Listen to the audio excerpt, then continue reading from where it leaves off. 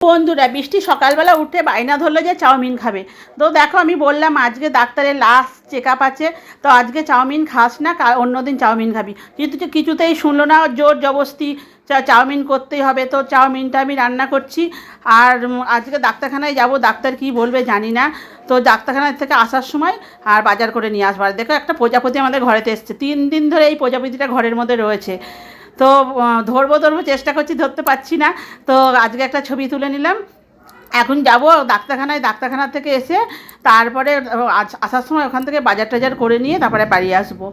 তো চাউমিনটা দেখো রেডি করা হয়ে গেছে ফ্রাই।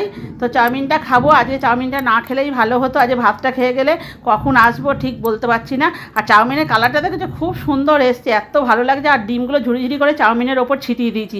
অন্য সময় চাউমিনটা আমি একদম ডিম একসাথে করে দিই, কিন্তু আজকে ছিটিয়ে দিয়েছি। তো চলো চাউমিনটা খেতে থাকি। টাটা, আবার দেখা হবে পরে।